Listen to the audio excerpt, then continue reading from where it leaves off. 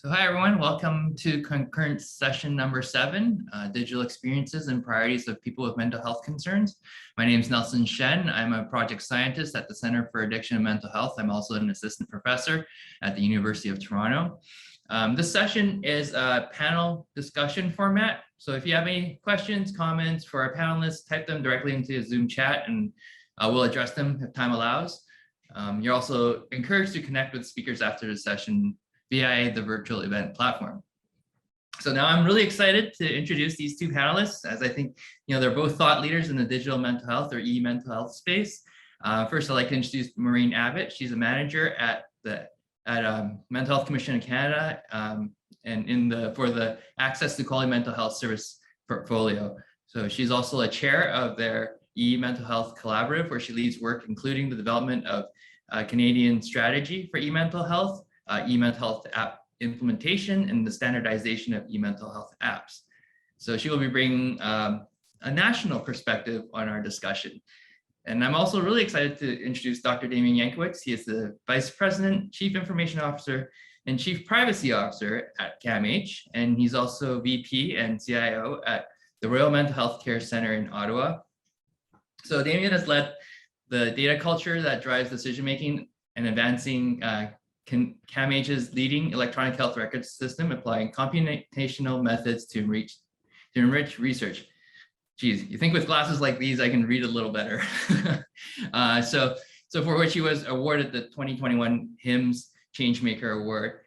For this presentation, he will be sharing his organizational perspectives on innovating for patient engagement. So to begin, so we'll start the slide deck. Should have left that slide up for that. Okay. And so here's the agenda. I'll give some highlights from our Pan-Canadian survey on the experiences and priorities of people with mental health concerns. And then we'll follow with panel discussion. If there's time at the end, we'll have some question and answer period with the audience, with you. So I'm just fresh off the press, and this is a bit of a shameless plug for me here. We just, here's a article on the digital experiences and priorities of people with mental health concerns. So what we're talking about today.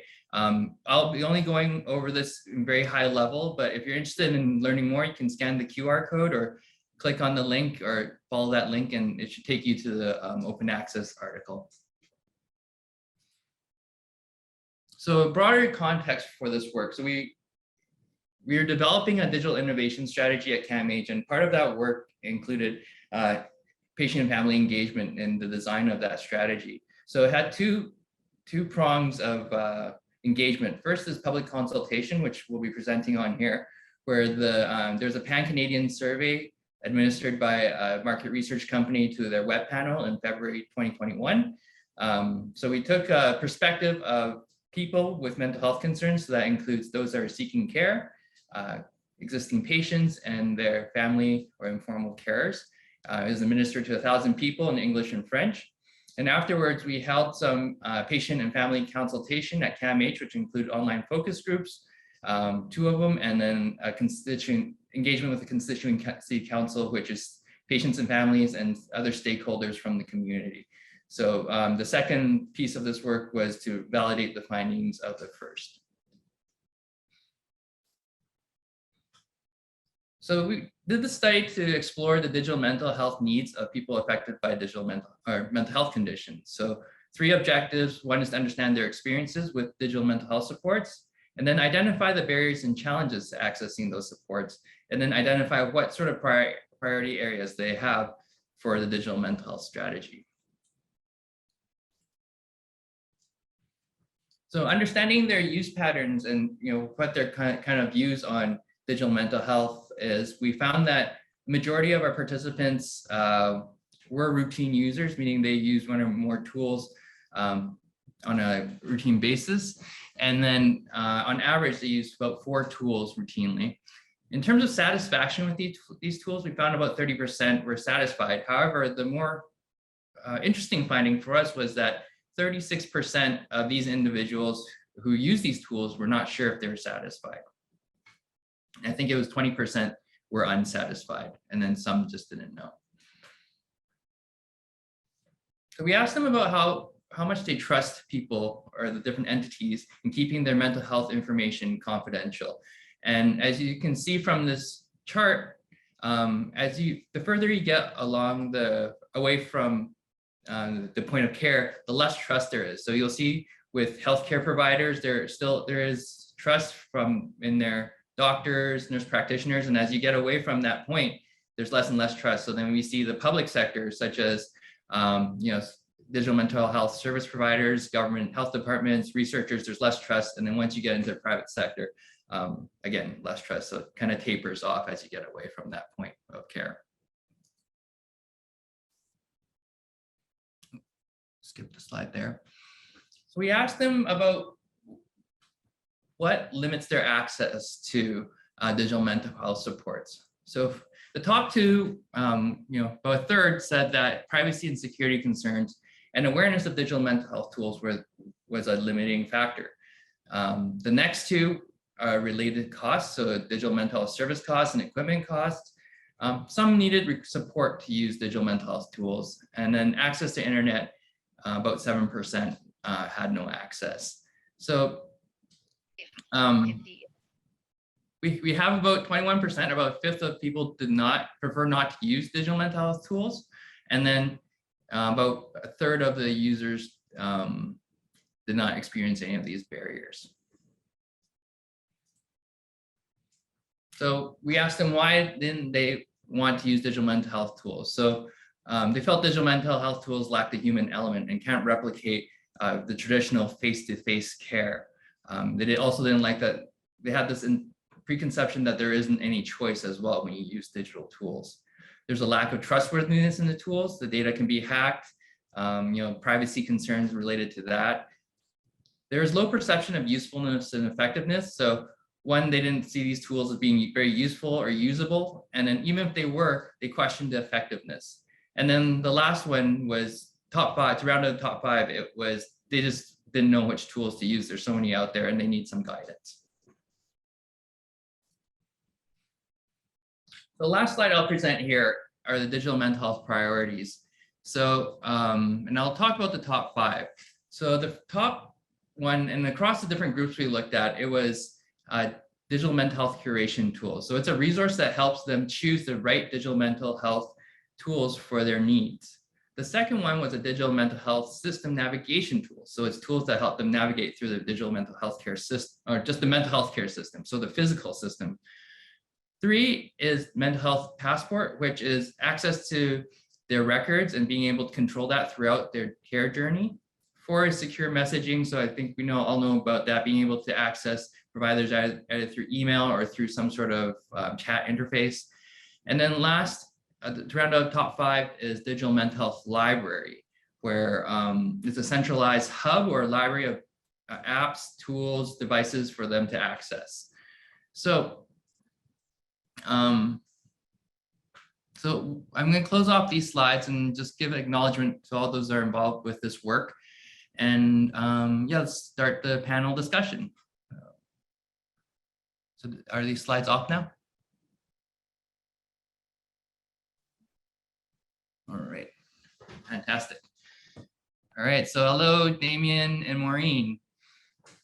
So question 1, I'm curious to hear what were your initial reactions to these digital health priorities, or digital mental health priorities, and tell me how your work aligns with these priorities. So Maureen, you want to get started? For sure. Yes, thank you so much, Nelson. And I think these findings are so important. And we've also heard this information in Canada, but also internationally.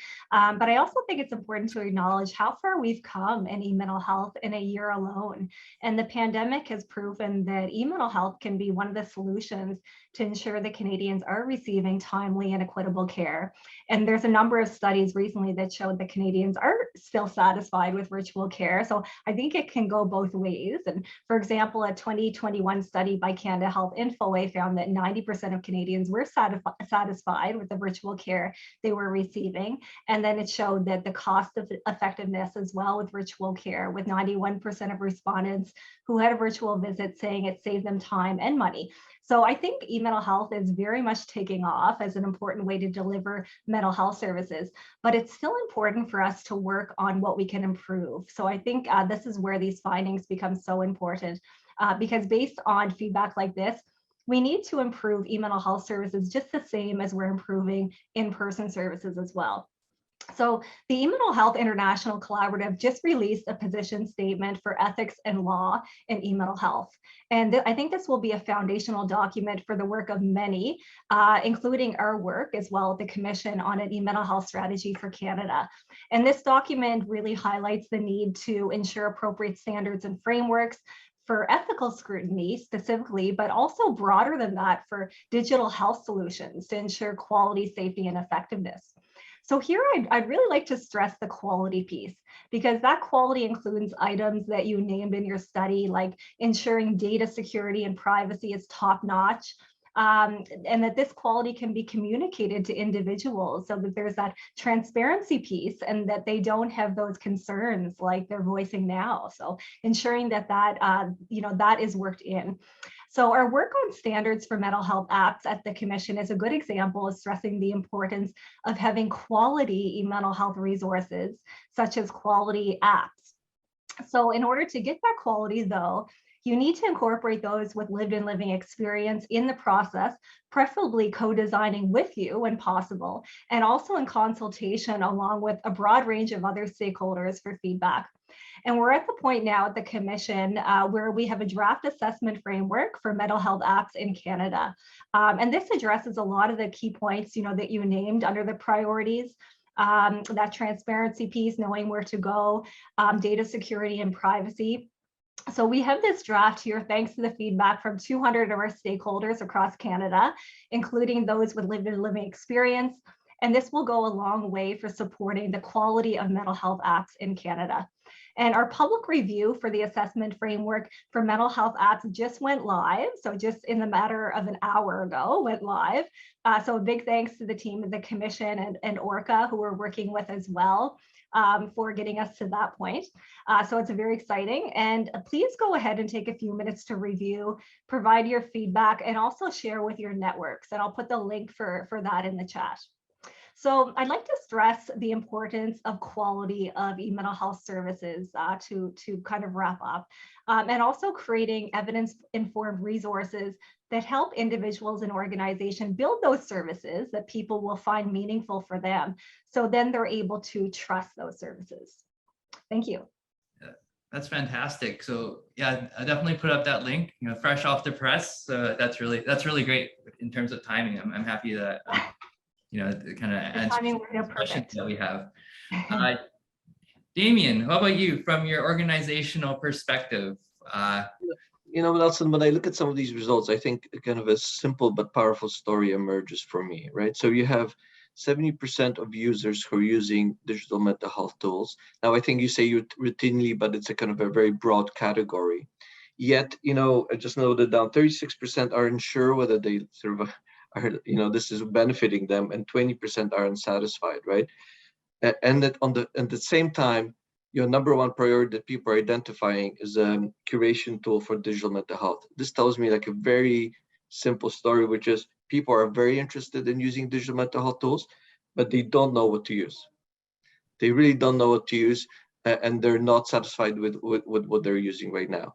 On the flip side, sort of the flip side of that story to me is, look, people have a lot of trust in mental health professionals and professionals as well, right? So I think going forward, mental health professionals and healthcare professionals will have to play a big role in sort of making sure that people are satisfied with these tools, because they are the ones that hold the trust.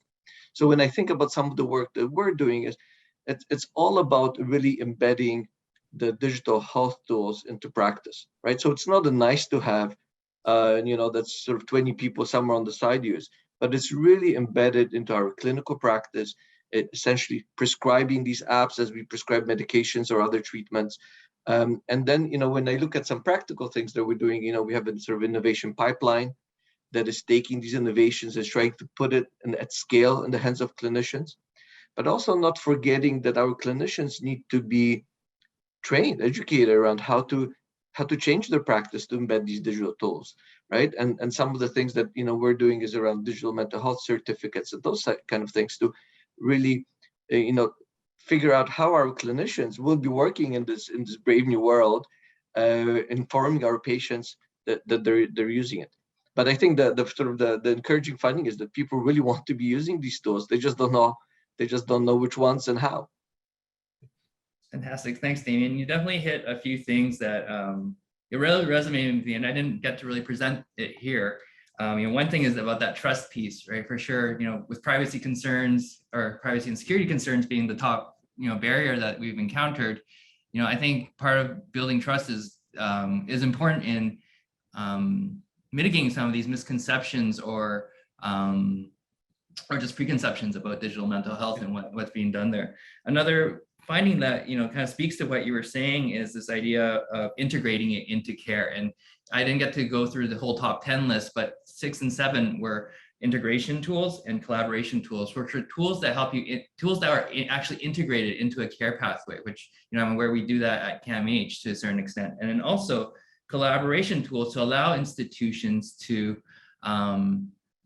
work together to generate best practices and evidence on effectiveness of these interventions, much of what Maureen was speaking to as well. So, thinking about the barriers, lack of public awareness was just right up there as well. And, part of that's also the acceptance of mental health, digital mental health tools, like the need for the human element, this idea of choice, evidence, misconceptions. So what can organizations do, or what are your respective organizations doing to improve awareness and acceptance of digital mental health tools? Damian, I'll let you start first this time. You know what? I think I will sort of continue on this track. So of course we're doing education campaigns. We have initiatives like the Collaborative Learning College, where we're upskilling our patients around digital literacy and those kinds of things, right? But when I look at the consumer market, when I look at some of the tools that are being really effective, that people really like to use, are tools, digital tools really are tied to services that people want to use, where you're looking at Ubers of the world, or whether you're looking at DoorDashes of the world, right? There's a service attached to that. And again, I think, we will never overcome these kind of barriers if those tools are sort of standalone and out there in the ether, right? I think that for us at the Royal and the CAMH, for example, embedding those tools into real care, I think will drive adoption and will remove those kinds of barriers, right? And I think that's the priority. And the way we're envisioning it, having those digital tools being as part of stepped care type of models, right? So even before you see us, you can take advantage of different digital tools, potentially helping us divert you to proper set of tools. Maybe if you have low intensity illness, you can start with some of those digital tools. At the same time, those tools can alert us whether you need in-person care, and that can be put in place. And then when you recover, you can also have sort of digital tools help you with the recovery piece, right? So, we really envision this sort of a ecosystem where real care and digital care are on the same footing, a part of one sort of ecosystem. And I think that's where we'll start removing some of the barriers to care. Just even to build on, there's a lot of emphasis on inequities in care, and those are prevalent throughout our care system, not only in digital health, and we tend to stress those in digital health. I think actually digital health approaches will help us to alleviate some of those inequities that are prevalent in our healthcare system as a whole. But we sort of tend to single out our, sort of the digital tools, which I think actually have the tool to improve the situation. And of course, they come with some challenges of their own as well. Thank you, Damian. I really like that what you said. It really resonates with a lot of my work, where I really agree that we should be taking a bit of a stepping away from the technology aspect and really focusing on it as a service. So taking a service design approach. And of course, Maureen talked about the need for patient engagement in this and co-designing these services and how that's integrated into care. Maureen, do you want to share your thoughts on this question of increasing access and not access, but awareness and acceptance? Sure, yes, thank you, Nelson. And I think it's so important to be able to implement e-mental health right. And that includes ensuring that people know where to go to access your services. And I found this has been a critical education point, especially during the pandemic, when so many individuals and organizations had to change their in-person services very quickly to e-mental health services, really without knowing how to properly implement e-mental health services properly. So to support implementation, we developed e-modules for e-mental health implementation at the MHCC. And we did that in collaboration with CAMH. And you can access them from our e-mental health webpage, or I'll link in the chat as well. But, you know, like you all said, like same as in-person services, e-mental health services need to be implemented properly in order to be effective. And that includes ensuring that people know where to find your services. And that really came through in Nelson's study, I think. And this information is addressed in module 2 of our course. So in the e-modules that I'm discussing. And the module 2 presents a structured process for launching e-mental health. And it emphasizes 3 main steps. So destination mapping, launching, and full integration. And we've had a lot of interest in the modules since we launched them in the fall of last year. We've had about 650 people working in one or more of the modules right now, and then 42 people who have completed the entire course. And the content from the 4 e-modules map onto our Mental Health of Canada toolkit for e-mental health implementation. So that's also available as a PDF document. And then you can access the modules individually or complete all 4 of them for accreditation purposes with the Canadian College of Health Leaders. So it's really targeted at managers, directors, health leaders, even students and practitioners who are looking to implement e-mental health solutions. And I'm glad that you brought it up, that it wasn't just 4 people in the service or involved, but it could be for students and just general public consumption, and bring that broader awareness in any way we can. I think is a great idea. So just being mindful of time, and maybe we might be able to sneak one question in at the end from the audience. So one end on a positive note. So tell us one thing that makes you optimistic about the impact of digital mental health, that digital mental health will have on Canadians. Maureen. Just go off of mute. Only one. It's really hard to choose, but I think, for me, we're hearing from those with lived experience, some of who are saying that e-mental health services literally save their lives. So we've heard that 24/7 access to apps and other online services that support mental health and provide access to an online community with no judgment. That has been what some people consider to be life-saving when they're experiencing mental health issues. We've also heard that digital mental health services help to reduce stigma. So people feel more anonymous, perhaps, than in-person services. And there's apps there that are also focusing on more severe and persistent mental health issues, such as suicidal ideation. For example, there's an app from the CHEO Research Institute. CHEO is an Ottawa hospital that has made an impact on Indigenous communities with their app for Indigenous children ages 8 to 13 that indicates severeness of suicidal ideation in those children. So I think these are just a few examples about why we can be optimistic about e-mental health solutions in the community. Fantastic. Damian? Maureen, I think you've given some really amazing examples that at CAMH and the Royal we really see firsthand, and they have real impact on patients. And I think even more broadly, I think sort of digitized mental health, I think will have an unprecedented sort of a transformational effect on mental health, as it has on other areas of medicine, right? And perhaps even more so because it's so much harder to be able to predict behavior and so on that some of these apps are starting to allow us to do.